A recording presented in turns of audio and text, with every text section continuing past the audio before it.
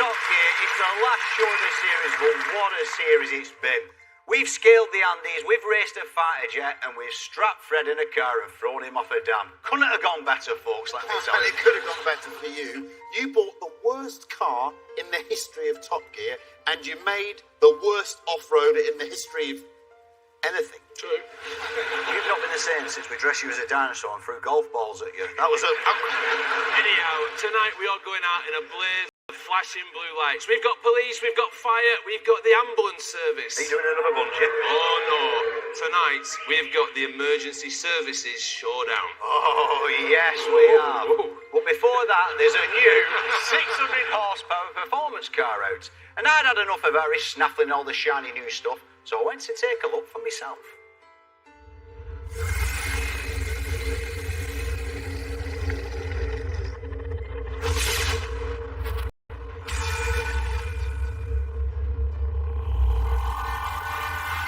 This is the new BMW M8.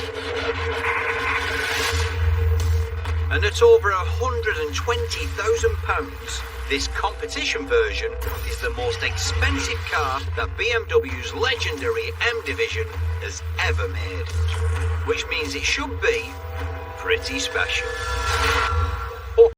Oh, yes indeed. I have been looking forward to this. Now, this isn't just a very expensive car, it's also a very fast car. In fact, they say this is the fastest BMW ever. Shall we find out?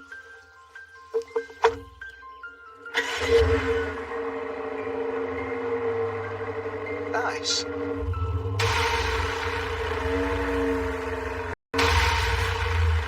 Here we go.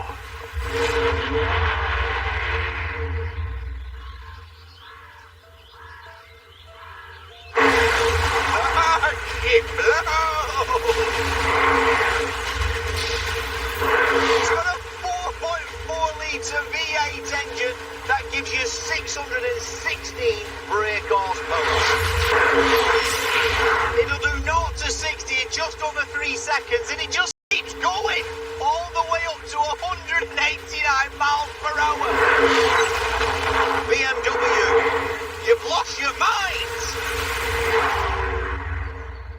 And like all fast BMWs, this kind of pace means the M8 will easily find its natural place on Britain's roads, planted firmly in the outside lane of the motorway, 6 inches from your back bumper. But the M8 isn't just a top speed hero. The good folk at BMW have been doing this for a while. They're no mugs. They know roads and tracks don't just have straight bits. They've got bendy bits as well. Which means the M8 is more than capable to do things like this. It's got a genius four-wheel drive system that puts the power exactly where you need it. And this isn't a light car, it's almost 2 tons, this thing. 2 tons! But there's so much grip, it feels so much smaller. And it's got all the good stuff on it as well. Active differentials, adaptive damping, carbon ceramic brakes. I mean, for 120 grand it should do. For 120 grand actually it should be ironing my shirts. Now, if you're feeling brave, you can switch your M8 from sensible 4-wheel drive to much less sensible rear-wheel drive. Which does make things a little bit livelier.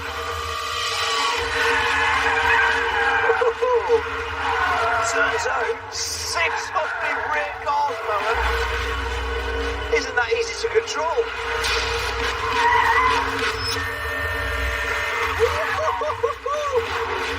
Once that 4-wheel drive comes on, it's a lottery. Not so good for the old ticker, but a lot of fun. This might look like immature fun, but trust me, this is important consumer testing. Yep, definitely 2-wheel drive. And when you've got all that out of your system, you'll find the M8 is a lovely place to kick back. It's very cushy in here, it's got all the mod cons. It's even got this thing called gesture control. I'll show you how it works. Just wiggle my finger that way. Shabba! Wiggle it the other way. I mean, you've got to do is get your finger just in the right position. Shabba! Weird finger thing aside, the M8 is no question an impressive piece of engineering. The trouble with it is, it's a piece of engineering with a serious identity crisis. You see, BMW reckon this is a supercar. Their answer to the Audi R8 and the Honda NSX. They've got a point, it's around about the same price, and it's just as quick. But it's not a supercar. If you're in the car with the kids and one of them drives past, they're at the window. What's that, Daddy? That, kids, is a supercar. This drives past. They're not looking up from their iPads. Besides, supercars really ought to have just 2 seats and their engine behind the driver. The M8 has 4 seats-ish, and its engine is up front. So maybe BMW's got it wrong. Maybe the M8 is actually a Grand Tourer. Well, yeah, it's spacious, luxurious. I can see millionaires driving this up to the big fancy houses in Davos. If I knew where Davos was. But even as a Grand Tourer, the M8's still got a problem.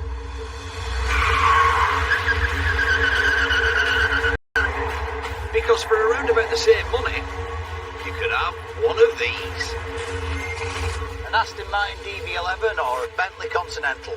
Properly Grand Tourers. And it's not as though this car isn't as fast or has got as much tech as those cars, because it has. The problem is the badge.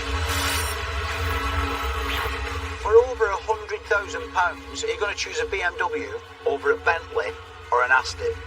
Let me answer that for you. No, you're not. You're definitely not.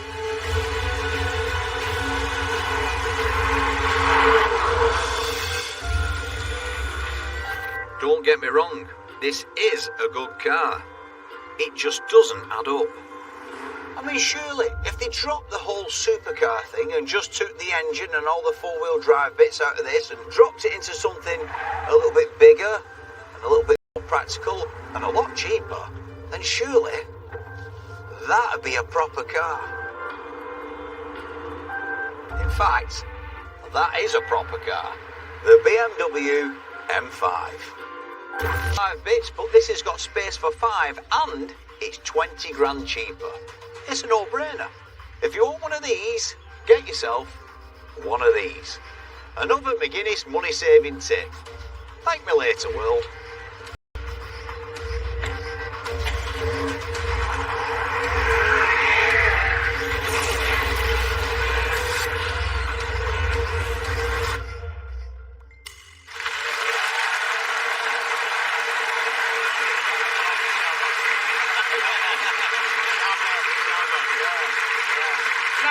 After all that, Paddy, I'm actually none the wiser. Did you like it or not? Well, the thing with the M8, yeah, I did like the car, but, you know, the smart money, you get yourself an M5 and use that loose chain to put a conservatory on the back of your house. That's the way it's forward. Conservatory? Absolutely. They don't have them down south. Oh, they're all the rage, right, I'm let me tell you. I'm with you, Paddy, I like the car, but the one thing I can't get my head round is 120 grand for a BMW. Don't compute. No, BMW has history here as well. It struggles over 100 grand. The badge just doesn't quite work. Actually, more bad news, because the one I tested in the film, not 120 grand. Yeah. It was actually £165,000. Shut the front door. Someone passed out over there.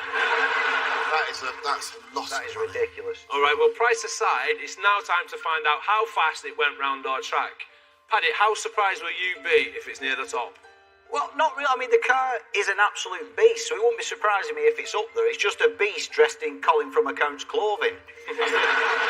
No trouble. So I reckon it's got to be kind of around the Mercedes AMG GTS, I reckon. All right, well, the stick took it out earlier today. You can see the lap online, but I can tell you, the BMW, and you're going to be surprised at this, Paddy, maybe for not the right reason. Oh, God. Went round our track in 1 minute, 26.2, which puts it right down the bottom. What? Right, there's a little... 165 grand. There's a little bit... 165 grand. Stop. I did not expect that. Right. 65 grand. Stop it. 165 grand. All of you stop clapping. Right, there's some sensationalist journalism going on here. It's all a bit tabloid from these two. The track was soaking wet, and it's still done at 26.2. I reckon there's 10 seconds to come off that. So you're up here with the big guns. It's a fast car, but it was a wet track, middle of December. Thank you, Christopher. Well saved. And now we must move on to a celebration, because this year marks the 25th anniversary of one of the greatest moments in British sport, where one driver of otherworldly talent beat the odds to make history.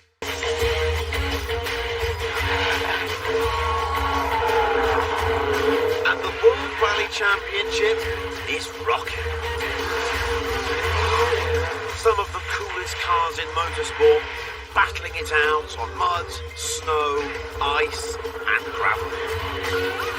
Mitsubishi Evos, Escort Cosworths, Toyota Celica's, And a blue Subaru Impreza driven by a ridiculously talented young Scot called Colin McRae.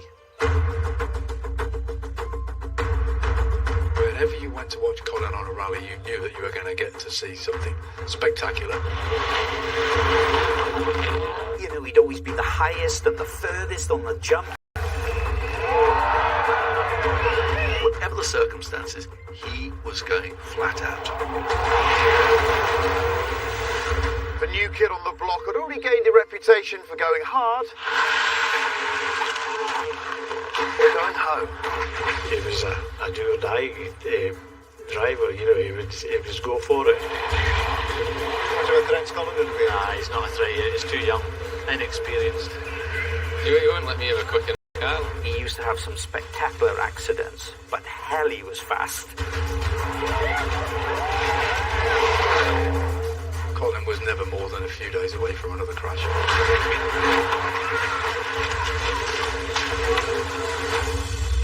In just his third season in the World Rally Championship, McRae has one aim: to become world champion. But two big hurdles stand in McRae's way. First, Toyota. Winning 4 of the last 5 championships, the Japanese company has dominated rallying throughout the 90s and has a budget 3 times the size of McRae's ProDrive Subaru team. At the start of the 1995 season, Toyota had a wealth of experience. They'd won so many rallies, and Subaru, they were a little behind in experience. Also in his way, Carlos Sainz, already a double world champion and undisputed top dog at Subaru. Obviously, in the 95 season, Carlos was the favourite. You know, Colin was still the youngster. He was still learning the ropes. And the two Subaru drivers are as distant in attitude as experience.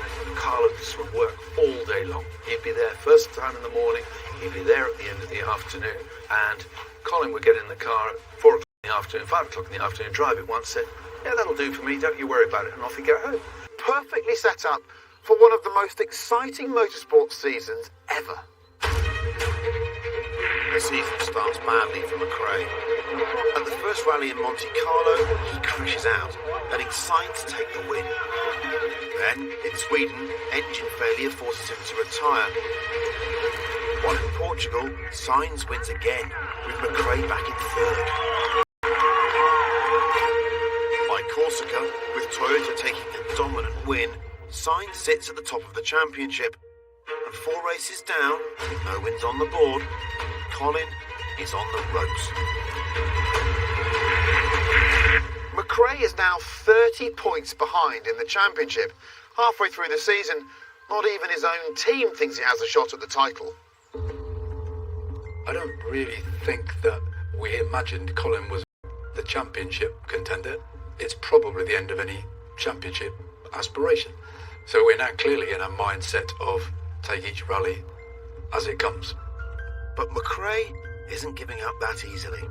You're never out of it until the last event, until the season's finished. And his teammate is about to give him a lucky break. Riding his enduro bike in the woods on a day off, Carlos hurts himself badly.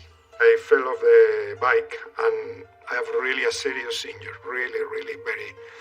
One of the worst injuries you can have, which is I tore all the rotator cuff, all the three tendons in the shoulder. With sights temporarily out of action, McRae can get back in the title race. And the next rally is his favourite of the bunch, New Zealand.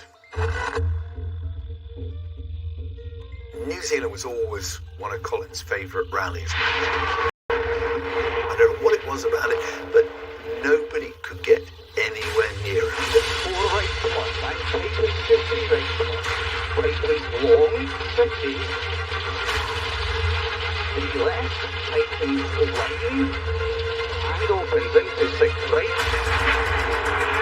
On the Kiwi gravel, McRae is untouchable, winning by nearly a minute from the chasing Toyotas. At last, the Scot and his Subaru are up and running.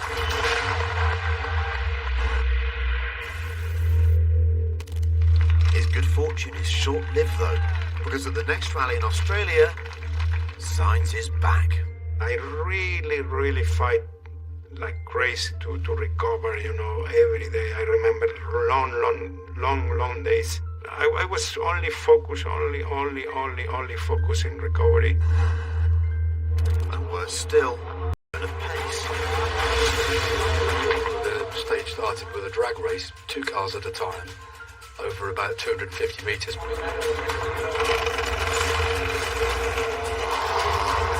lights turned to green.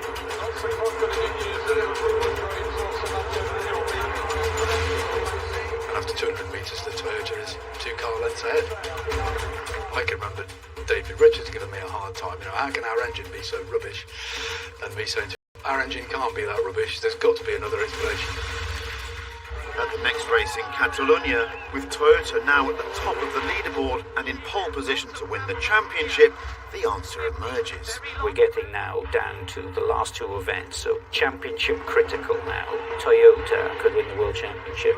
There are moments in your life when you remember where you were at a particular time. That Toyota message was one of those occasions because it was like a bombshell. At the end of a day's racing, as Toyota engineers are dismantling their engine, a race official seizes a turbocharger. What he discovers inside is the most ingenious, perfectly disguised device to increase engine power. Now, I'd love to show you one of those turbochargers, but understandably, Toyota's got rid of them all. However, in true BBC fashion, here's one we made earlier. Now, for the 1995 World Rally Championship, you had to run a 34mm intake restrictor. That restricts the amount of air that can go into the turbocharger and restricts the power. That is 34mm across there. However, when you tighten the Jubilee clip on this particular version, what happens is this intake nozzle steps proud and allows air to go in either side of the nozzle, therefore increasing the amount of air that went into the turbocharger and giving them about 50 horsepower more. Look at that. And then when you released it, it would go back down again. It's been referred to as one of the most ingenious cheats in motorsport history. It was a fantastic way of getting extra power. So once they'd nobbled Toyota and got rid of that, it was a level playing field. Toyota and their drivers are immediately kicked out of the championship, leaving Sainz and McRae to battle it out for the title. But with 2 days of the Catalonia rally to go, and their nearest rivals disqualified, team boss David Richards realises Subaru can wrap up the Constructors' Championship simply by getting both cars safely to the finish.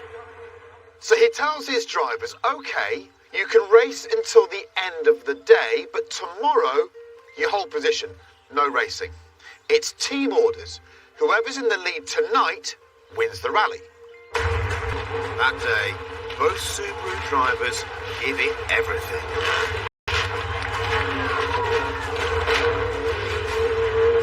By nightfall, Sainz leads by a few seconds. And race settled, the next day will be a procession. In theory. Carlos was a little bit in the lead, and so sat down with Colin. I said, look here, I'm sorry, this has got to stop now. We're going to make it safe. I want you to get to the finish. I want both cars in the finish. Manufacturer's title. You will go to the final round of the championship on your home territory on virtually equal points, and the best man will win. And the message got through, but I think it was, wasn't comfortably received. Clearly, those drivers don't like those sort of messages. As the last day of the rally unfolded, it became apparent that the drivers had a different view of it. Carlos had a view that it was agreed, and Colin had a view that Carlos didn't actually agree to it, and if he's not going to agree to it, then nor am I.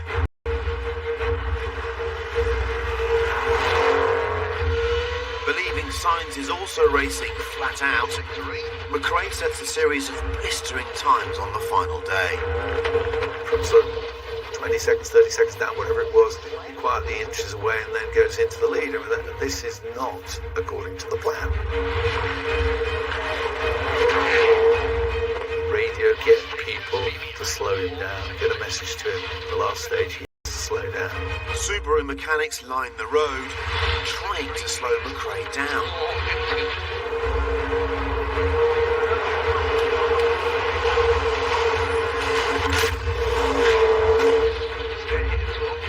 They fail. McRae crosses the finish line ahead of Sainz, and then it all kicks off. Obviously, I was upset, and I said to Colin after the race, I said, man, we have been, 5 people in a room. It was very clear what we say, and now it is looking different, and this is not. Yeah, but it's not fair, sir. It's fair. We all said it's not fair. Subaru bosses order McRae to take a 1-minute time penalty, handing the win back to Sainz at his home rally. This doesn't go down well. We've had to book in a minute late now, so we're second. So this was categoric team orders. Yeah, that's what it was. I don't agree with it, but that's the way it is. He wasn't happy. He wasn't a happy man. I think he kicked the first bucket he saw on the way out and didn't smile. I think that made him. With McRae and Sainz now level on points, it all comes down to the final event of the year here at Chatsworth House. It's Rally GB, McRae's home event, and at the time, one of the biggest fixtures on the British sporting calendar.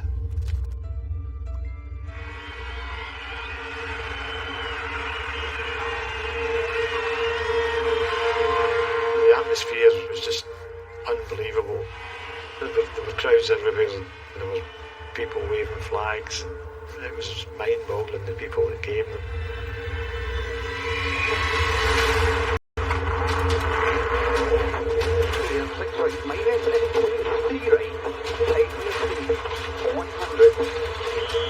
Despite suffering an early puncture and falling more than a minute behind Sainz, McRae is on a higher plane of driving. 5 left, 1 wide. Express jump medium to 5 right, minus opens into 6 left, and 6 right over crest.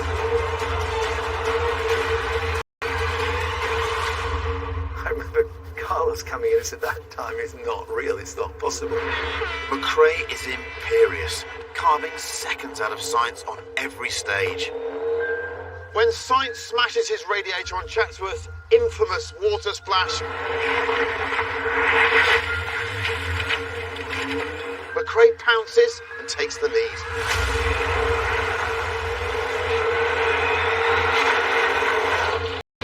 The Scot is simply unstoppable. The deep water and 5 left, what's over crest open, 70. Put in some incredible times, and the Subaru, it never missed a beat. After more than 5 hours of battle, McRae takes victory over Sainz by half a minute in front of nearly 2 million home spectators. He is world champion.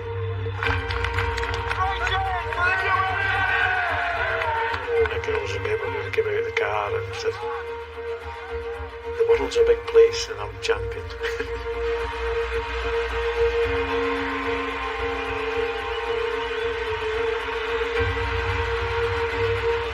Even today, I get goosebumps thinking about it because it was not just sports pages of newspaper. This was the front page of newspapers.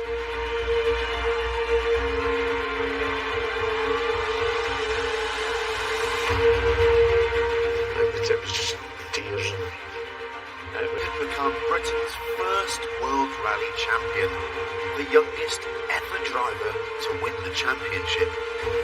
1995 was the year the world was introduced to a truly remarkable talent.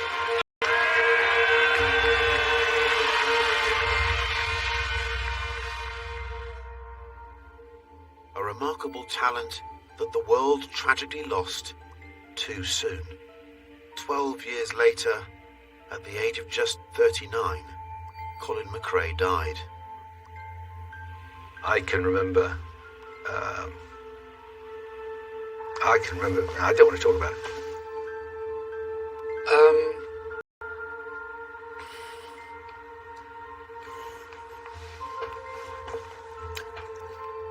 I have to say that for me was my best friend in the World Rally Championship, and I want to say that very, very, very often I remember it.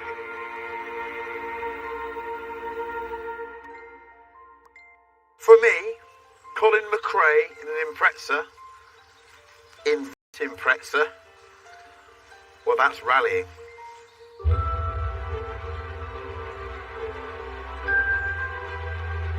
This is the actual championship winning car from 1995. It's still owned by Colin's family. I don't think it's been driven by many people outside of the family. And I think it is, for me, the most important car in my motorsport history. And in the 30 years that I've loved racing, I can't think of a more significant piece of automotive history. This was the last time, I think, that motorsport showed that you could win on a Sunday and sell on a Monday. It was an instant cult. People kept buying them. They were everywhere. And it was all because a Scottish driver went out and drove it like a madman, and they painted it blue. An instant icon. Well, it's here now, and I've been told I can drive it.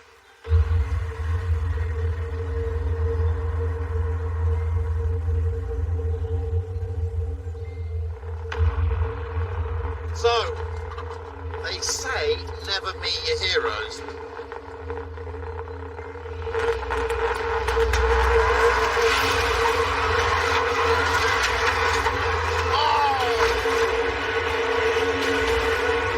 Already, it's as good as I had hoped.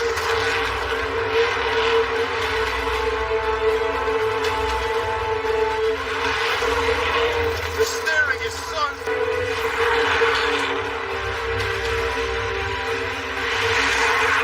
Gearbox is sensational.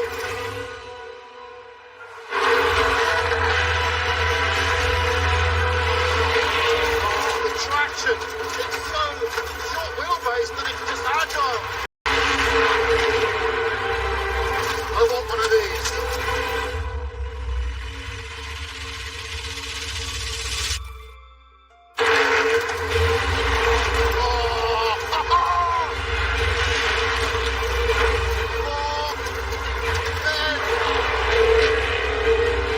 Imagining I'm Colin on the RAC. I think a lot of young drivers want to be a Colin McRae. Oh, okay, this is up there for me. This is one of the best things I've ever done in a car. Colin was always 100% committed. There was no chance that he was going to give up or he was going to slow down.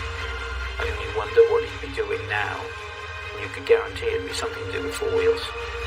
we would probably be going sideways really quickly.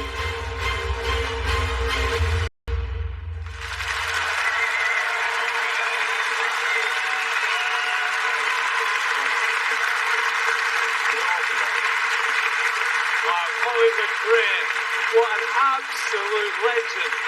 Yeah, he's one of the greats, isn't he? And I think the key word in that story is commitment.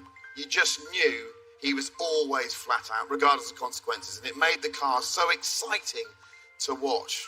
I can't believe it's 25 years since he won that title, and still, it feels like yesterday. Well, like it said in the film there, it was front page news. That when I was a kid, I used to have Colin McRae's Rally. I used to play it on the console, and that kind of got me into cars. Yeah. And also watching that film as well, it was lovely to see you happy for a couple of minutes, because we don't normally see that. There's two things there. I'm in the presence of my ultimate hero, four-wheeled hero, in fact, any kind of hero, and you two goons weren't around to spoil it. So it's on my own. It was just perfect. And you were the first person outside the McRae family to drive this car. I can only imagine what that means to you, Chris. It's the best thing I've ever done, or probably ever will do. Yeah. And I want to say a big thank you to Alison and Jimmy, who are over there, and the family.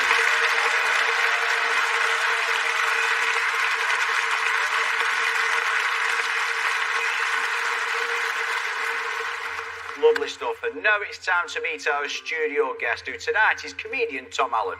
Here's what happened when we met him out on the track earlier today. Tom, Hello, the lad. Hi, babe. How's it going? Good, thank you. Well, this is nice. This is lovely. The sun's out. Welcome to the Top Gear with Restrictor Challenge. We've got a classic Jag, and we've got some bollards. Oh, two of my favourite things.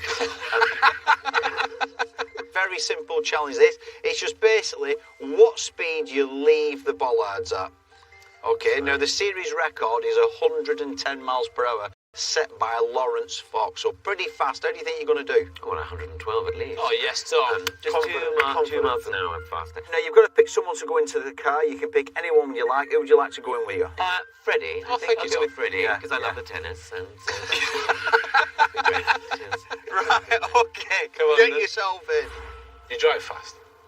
No, I'm very good. Are you? I've only been driving for about 2 years. What do you drive? My mum and dad's Ford Focus.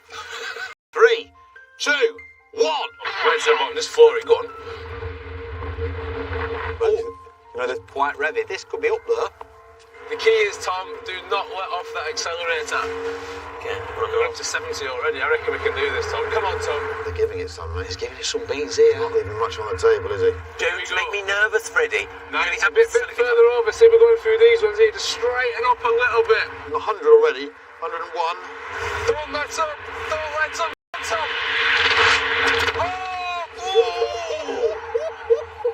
Do we That get was the wing? close.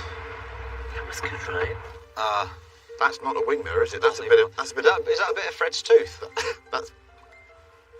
He doesn't look too bothered, Tom, does he? Let's Stop, Brick. There you go. Thanks, everybody. That was quick.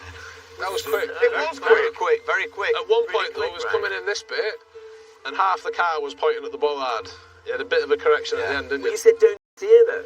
But Tom, slight problem, what we didn't mention, if you lose any part of the car, and quite frankly, you've lost quite a bit of the car. So unfortunately, the speed is void. Oh. Chris. 101 on the way in, 103 on the way out. Well done. That's Stead up, impressive. very You got good. faster going through. We actually pushed ourselves along using those bollards. Right, you ready? You're driving, McGuinness. Oh, here we go. There you go. Okay, guys, give us the go, please. We're ready. We're primed. All right. Well, go on then. Do it then. Not very motivational start, that is it? 3, 2, 1. Go. Right, 50 already, What's your Chris. strategy? Just got to pin it, haven't we? You'll be touching 100 here, I reckon. She is moving. Here we go. 10, 111. That was 120. Woo! What a result! To beat Lawrence Fox, 110 on a clear run. I can tell you on the official gun, you went through in 113. Paddy, That'll wait, do. whoa, Paddy, That'll do. Paddy. What's up? What's up? That's what's up. What? Lawrence went through clear. You have lost.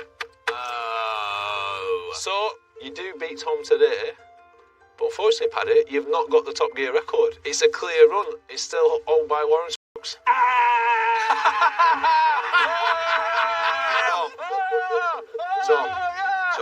Tom, don't lower yourself to his level. You've been in the car for 2 minutes. Luke, what's happened to It you? was actually really fun to be a lad from home there. I really enjoyed it.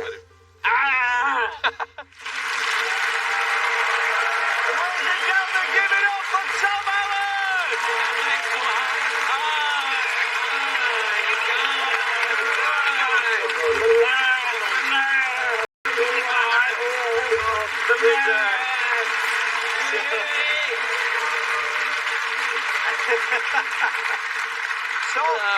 Tom, I've got to say, you've been on the show for 2 minutes. You've already gone feral. You've gone quite laddie. Yeah, I know. You know? Yeah, well, as soon as I arrived, I felt like I was one of the lads, taking the mickey out of you lot. And how did you feel with the width restriction? Because it was a good speed. Because I just saw it back, and I really loved doing it. But, I was quite close. I say we, I was the one driving. And it was just so close. We were probably like 6 inches too far over. More like 6 inches between friends. Is that the fastest you reckon you've driven?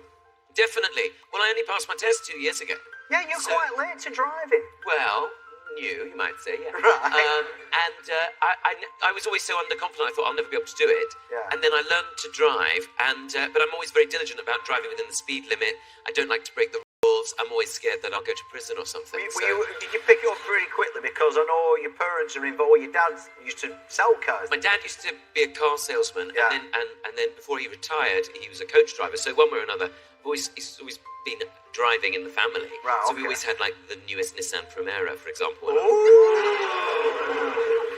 Tell us about your driving lessons. The experience of learning to drive. Well, it took me about 500 years to learn how to drive, and I do blame the teachers.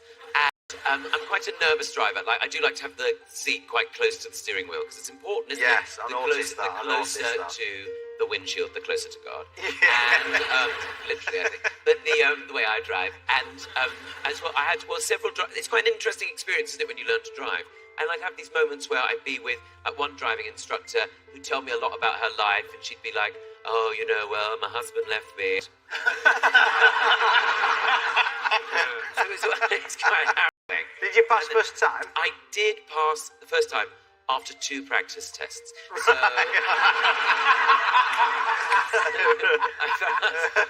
I'm glad. I think if I'd passed on my first time, I would have been even more nervous than I am. Right. But I am very nervous. I'm just always scared. I'm scared of road rage. I'm scared of roundabouts. The sat navs are so confusing. You're scared of roundabouts? Well, because you go on a roundabout in a place you don't know. A, how do they work? How does the roundabout work? Don't think about it. You'll never go on them. And then, don't get me started on a motorway. Why is there always a gap when you come on? One of the days I'm going to go down that ramp and there's not going to be a gap, and then what's going to happen? Do I stop? Do I give way? Nobody knows. You go on a roundabout, though, and you've got all the signs up, and the sat-nav goes, take the 3rd exit for the B217389 to Barnsley via Dartford. You go, what's the sign? So you sort of slow down to read all the signs, and then some person behind you like beep, beep, beep, beep, beep. And I feel like if only I had a flashing sign, I could press the button and go, I'm sorry, I don't know my way around your bloody roundabouts. Did you not do roundabouts on your test? Actually, I did have to go on a roundabout on my test, and that was when I saw the examiner scrabbling at the door. And so I do it, and I went, well, why I've done it wrong, haven't I? I've failed already. I've failed. We'll go back now. I can't bear this. We'll go back. I've failed. She went, no, it's all right. It's all right. It's just that I asked you to take the 5th exit off the roundabout, and you took the 4th exit off the roundabout. I said, well, I failed then, haven't I? Let's go back. I failed. She said, no, it's all right. We can't fail you for not being able to count. True. That happens. You did come here to do a lap in our reasonably fast car, Tom. How did it go out there? You know what? I loved it. For somebody who, out of instinct, mirrors signals and manoeuvres, it's quite different when you're on a track. Because, you grew up watching motorsports. My dad always had it on the television on Sundays, and I was always like, so boring. So like, meow, meow, meow, all like bees. And then when you come to do it, you realise actually it's quite clever, isn't it? I think we've got to have a look at Tom's lap. Well, this should be something else. Here we go, off the line. Yeah, come on. There we go. He's clearly loving it.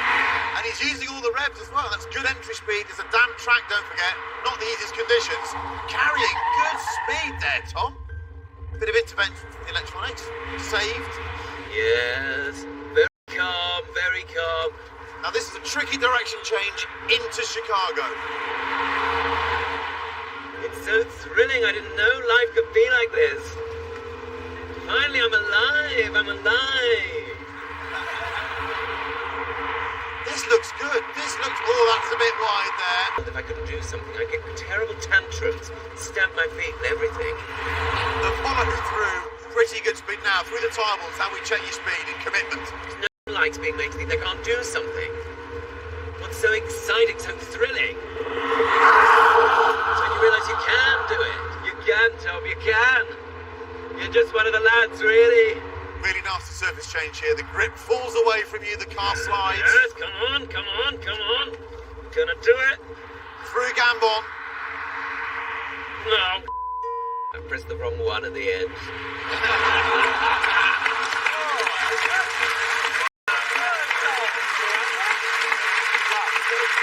remember, that was a wet lap, okay? A damp lap.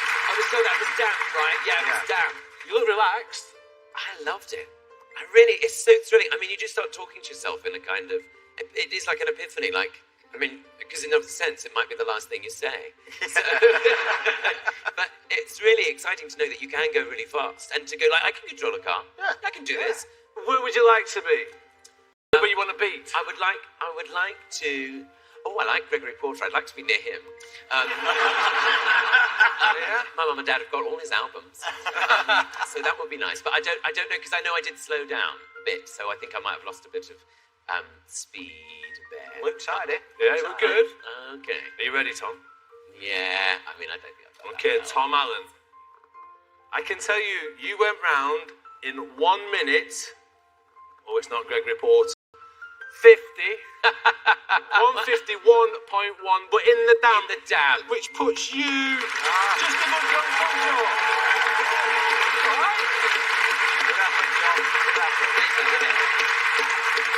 Ladies and gentlemen, give it up for Tom Allen! And now it's time for a little competition. See, last series we received a tweet from a police officer saying, why don't you find out which police force is fastest round your track? And then a load of firefighters piled on saying, hang on, what about us? We're quicker than the police. And then the ambulance drivers got involved and it all got a bit fighty. Turns out there's quite a lot of rivalry between the old Blues and Twos, so we decided to settle once and for all which is the fastest emergency service. Right. Police, fire, Please. I didn't even, you just, right. What? I've got the ambulance service then. Yeah, but if anything happens to me, please, no mouth to mouth. Oh. That sound still scares me. You must have been in back of one of them police ones. That used to get me to sleep back in Bolton. There's a sharp straw here. Look at the size of that thing. Let's go and meet our team, Danny. Our teams were the absolute best of the best of those available at short notice on a Wednesday afternoon. Representing the fire service, Scottish Fire and Rescue.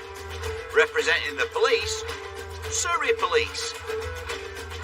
And representing the ambulance service, the North West Ambulance Service. Yes, the A team. Paddy. Stubbsy, Nice to meet you. Steph, Nice to meet you, sir. Chris Evans. Beg your pardon. I know. Wow. No, I chose the fire service straight away because everybody wants to be a fire engine driver. If they're not good at that, they get the police and the ambulance. That's how it works, isn't it? Anybody can drive a van. You've got to get a licence to drive a truck, haven't you? Police, highest level of driver training of any of the emergency services, and I knew you'd have a smaller, lighter vehicle, although a bit disappointed you've not come in a car. Why did you have to come in a riot van? When you guys are together, do you actually comment about the other emergency services driving? Do you see them on their own and go, oh, what are they doing? I mean, The fire service are always sleeping, so it's going to be the They're always traffic, isn't it? asleep. Yes, I like that. I've seen London's burning, I know. They're either asleep, they're in the canteen. This is for proper bragging rights. Yeah. For me as well, I want to beat Paddy and Chris. What is the best police car ever? For me, my generation, Volvo T5. Oh, yeah. Favourite car that we use on the motorway. Yes. Hello. Right, here we go. Boys, got a challenge here. Emergency services. Today, you will face 3 challenges designed to rigorously test your driving abilities. First up, precision driving, not your strength. A timed lap around the track, which has been littered with urban obstacles. Fastest lap wins. But that's all well and good, but look at the size of that. There's more. Right. But because the fire truck is considerably heavier, it will get a 10-second time advantage. What? Quite right too, Paddy. 10 seconds? Yes, to test our service's precision driving skills, that each take turns to tackle 1 lap of our track, which had been scattered with real-world driving hazards. And Team Fire and Rescue, with our 10-second head start, would be up first. 3, 2, 1, go! Go on, Davey. Davey, what happened? 10 seconds! Go! It's an automatic as well.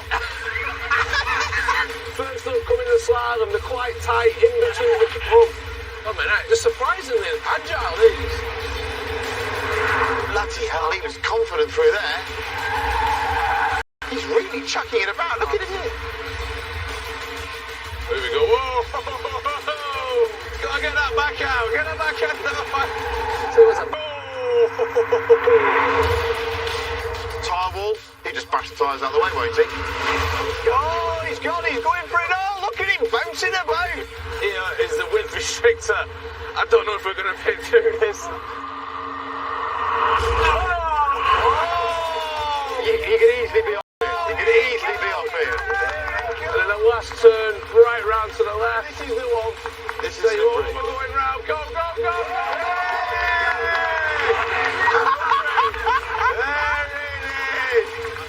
Impressive. It's impressive. I enjoyed that so much. And I've got to say, done. it needed to be impressive after that start. What did we get? 3 minutes, 4 seconds.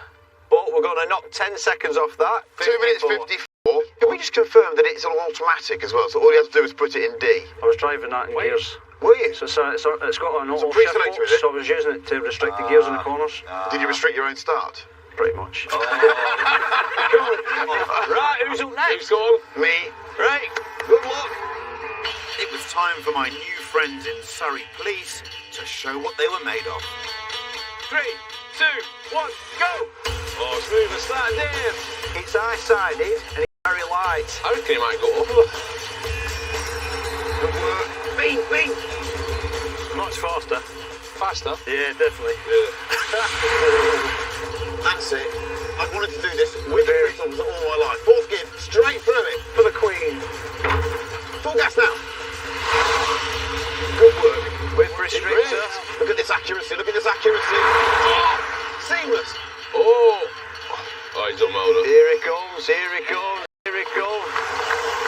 Great work, boss. Great work. Whoa! Now then. Oh, here he is.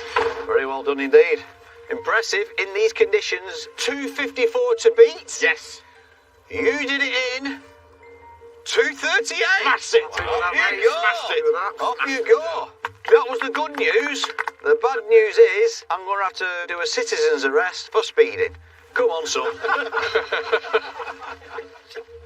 And with the police now the service to beat, last up were the paramedics. All good, fellas? Pair of gloves. Oh, God. Let's start the clock. You're doing a lap. We're doing a cavity search. Safety first with the paramedics, son. 3, 2, 1, go. Go on. That's it. Oh, you this now, Stubbsy. What are you expecting here, Chris? Is he going to be faster? I don't know. The driver looks like he could be capable of anything. Lovely. Yes, lovely. Go on, gun it. Lovely stuff. We're in the right vehicle if we have an accident anyhow. Don't let off. Go on. Yes.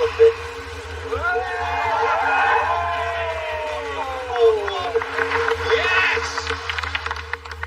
Do my best, mate. It was all right. It was okay. Steady. You reckon you beat him? What was the 2 to beat? 2:38 was the fastest. I'm going to hazard a guess. Stubbsy at about 2:42. Oh, you're doing yourself down, Paddy. 2:29.97. Slow and steady! Get it, Stubbsy! That's what I say! Fast and furious, boys! So it was round one to the ambulance crew. And next up was a pursuit challenge. Top Gear's trusty old Suzuki Liana would be driven by the Stig, who would get a 5-second head start. All we'd have to do was catch and overtake him in the reasonably fast car, as quickly as possible. Although, of course, with the police up first, they'd be chasing down criminal Stig. Okay, we've got this in the bag. This is what you guys do. Catching baddies, and we've got a faster car. We're sorted. If they don't win this, that lad at the side here will never be able to show his face in the station again. But no pressure. Okay. Are there two of you in that suit? It is a bit snug. Stig, you've got a 5-second head start. Go! Harris, 5, 4, 3, 2, Go. 1, go! Right, third. Don't break, just coax it through. Now it's fair to say, this didn't go quite as expected. This is where the GT makes up the time. Yeah, but he'll be faster in the corners, I reckon, Stig. Because in spite of, or perhaps thanks to, Harris's excellent driving tips, Now get on the gas, Bit of oversteer. You're fine. Third gear. Surrey Police had an absolute shocker. Bloody hell, I think he's getting away from us. Right, keep going. get your foot down! He's getting away. He's off. He's going to be in Mexico by the time he gets in. And with criminal Stig still very much at large, Is he your best driver? No, the best driver was unavailable. in the end, we had to call off the chase. Halt! Listen, top tip for the police force. Get yourself one of these Suzukis. Because you're getting he's actually going further away than you. But he lives here. We've had to call it. Come on. No! Come on, that's it. It's his turn. And with ace driver Chris Evans at the wheel, this time we'd be going after badly injured Stig. 3, 2, 1, go. 5, 4, 3, 2, go. Go, buddy. That's it, Chris. That's a better That was a start. jump start. Right. The Stig is very poorly. We'll have him back on his feet in no time. Now, straight away it was obvious. Ambulance drivers will stop at nothing to get the job done. Yes, we'll love that, Chris. Nip that corner, yes. He's cut the bloody corner. Cheating. Or to put it another way, winning. He's going to get him, Chris. He's going to get him. Oh. Stay this side of the tyres. Round we go. We've got him. He's just cut the corner. He's just cutting the corners. You can't do that. We've got him! Love it! Stick to the law. The ambulance service faster than the police. Well, no, they're not. They're better at cheating. He's on one. The paramedics! There's nothing we can't do! Come on in here! Come on! This is where the police are going wrong. We should be getting the ambulance service to catch the thieves. Did you use the circuit at any point? All right, Fred, Did you use the circuit at any point? Chris, when you're saving lives, you can't get nipping and tucking. You're saving a life. Chris Evans! You are the best Chris Evans we've ever had. Yeah, go on, lad. Go on, Chris. Go on, Evans. Go on, son. Get in, Chris. Have an early night. You got radio at morning. So, with the ambulance service the team to beat again, last up was Team Fire and Rescue. This time chasing down Flaming Stig. 3, 2, 1, go! Oh, he's on fire! Get behind him! Quick, Neil! Fire! Oh, he's already got the cheating shot! An impressive start from Scottish Fire and Rescue. Go on, Neil, we've got the Stig here. There we go, nice. Oh, just a little bit of back end coming out there. But the problem with setting a car on fire is things tend to escalate very quickly. Oh, look, he's melted. They're stuck on fire properly. The bumpers. Hey!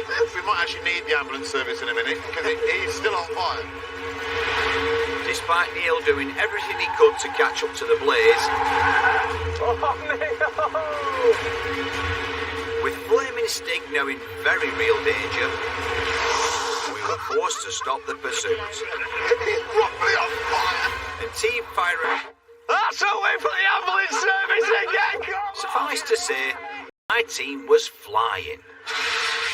But there was still the small matter of the last challenge.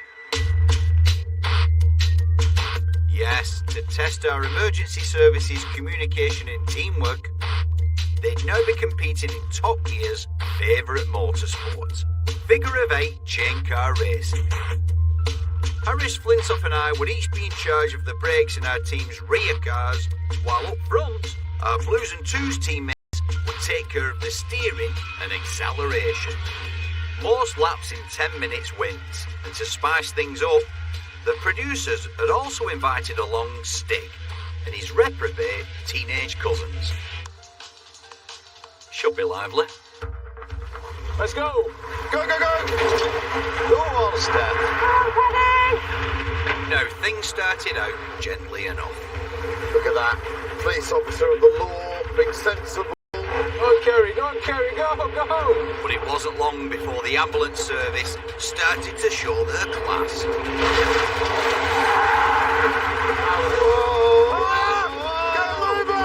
Go on, Steph, get on, Steph. Steph, we're undertaking the police.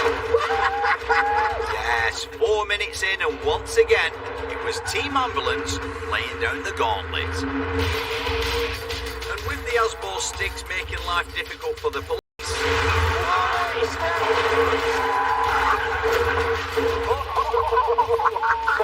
and then deciding they didn't like the fire service either, Getting rear-ended here. it looked like we were heading for another big win. The ambulance service are flying here. But with a few minutes still left on the clock, the young offenders stopped toying with their back markers and came after the leaders instead.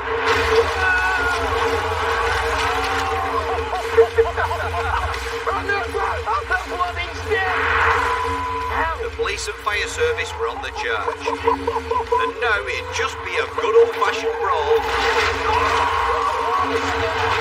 all the way to the finish. Yes! What a novel! They're coming in from all angles now. The coppers! What are you doing, the police? What are you doing? The emergency services, we have got the best in the world, let me tell you! Come on, officer! Well done, Kerry, great effort. Our teams had left it all on the field. But the question now was, who had triumphed? Right, in third place with 15 and a half laps, the ambulance service. What a surprise. Doesn't matter about that. Far superior drive. I reckon most aggressive. So, first and second place, well, I can tell you there's one lap in it. One team had 17 laps, the other team had 18 laps. Come on, come on. In first place, welcome, Dano, it's the police! They got and done it! Well done! Finally, justice is served.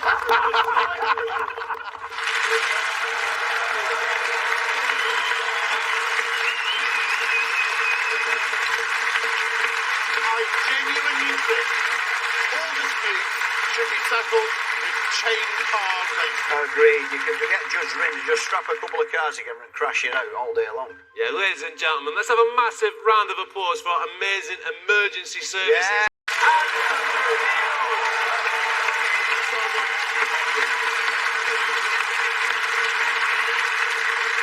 All right, everybody, down to business. Can we please have the priceless Top Gear Blues and Twos trophy? There it is. Oh, you pushed the balls out there, Paddy lad. Oh, hey, Fred, you've not seen the best yet. Oh! I'll take it back. Who wants the F1 championship when you can get your hands on this bad boy? Okay, so the fastest emergency service is obviously it's the ambulance service. Yes, go! There you go! Come on! Come on!